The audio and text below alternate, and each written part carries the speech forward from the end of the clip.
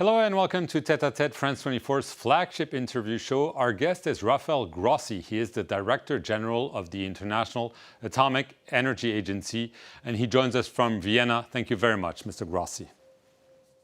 My pleasure. Thank you very much. Israel has decided to strike Iran's nuclear sites, among other targets, in the midst of what were ongoing negotiations between the United States and Iran.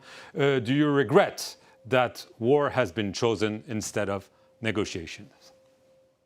I'm a diplomat, and I always believe that there can always be a diplomatic solution, even for the most intractable problems, but this is water under the bridge, isn't it? We are in this situation, and I think what is most important is, first of all, from my perspective, and my mission, specific mission, is to avoid a nuclear accident with serious radiological consequences. This is one thing. And of course, to continue to support any negotiation, including bilateral, as we were trying to do between the United States and Iran, if this process resumes. Right.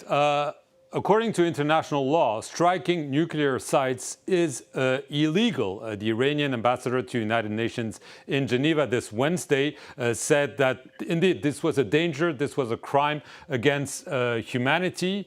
Is it indeed illegal, and how dangerous it is?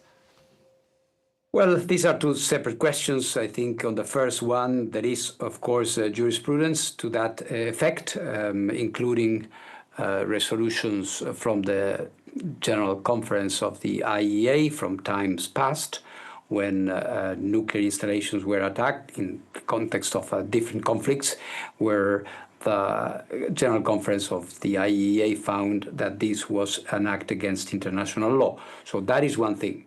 The other thing that you are referring to is how dangerous it is. And this is where the whole story becomes a bit more complex, because what you have to consider in order to have an assessment is what is being attacked, the amount of nuclear material that is inside the facility which is targeted, and what would be the possible effects in terms of radiation leaks or other. And this would demand a place-by-place or facility-by-facility analysis, if you wish.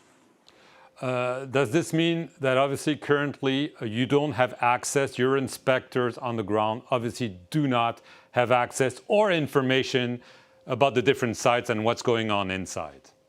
We do have information about what is going on, and we have been informing. The IAEA has been informing and updating the international community about every facility which has been targeted or attacked, including the Natanz facility, Isfahan, Fordo, and today we have been informing about an additional one which has been hit. So we do have the information in terms of access. In times of war, as you can expect, all the facilities are closed. So you cannot expect our inspectors who are still in Iran, I want to emphasize this, who are still in Iran, to have access to them because of an obvious situation. The country is under attack. Can you update us on the latest incident? You mentioned an Israeli strike at a nuclear facility near Tehran. Can you tell us more about what happened, what you know? Yes, apart from the ones that I mentioned in the beginning and which have been hit in the early stages of this campaign or of this attack, today we could confirm information about a facility that is a place in a town village called Karaj, where Iran was manufacturing centrifuges and parts and components for centrifuges. And then another facility, this one in Tehran itself, which was also involved in this activity. So what we see here is an attack on centrifuge producing capacity in the country, as opposed to these are workshops, basically, all right? So Have they these been are places destroyed? where we know. The first one, yes, Karaj. And for those who have been following this, and I think we had a conversation about this maybe a couple of years ago, this place, Karaj, was a place where a number of cameras belonging to the IAEA were disconnected. And that was part of one of my several trips and negotiations with Iran to try to restore some of this monitoring capacity that we used to have. Because this place is very important when you have the centrifuge production capacity being affected. This is, of course, very relevant in terms of future enrichment capabilities. And yes, it has been very badly damaged as of the Tehran one, a little bit less, but considerable damage as well. Right. You mentioned the Natanz strike, one of the first ones. Initially, you said you're not sure about the centrifuges being destroyed. Now you're saying yes, nearly all of them have been essentially destroyed. That's my first question. And obviously, everyone is wondering about the deep in the mountain of Fordo. Do you think Yes. that a strike is coming, including from the United States? Let me give you clarity on the different things that you are mentioning. First, on Fordo. In Fordo, there are two or more, in fact, enrichment halls, cascade halls, where the centrifuges are located.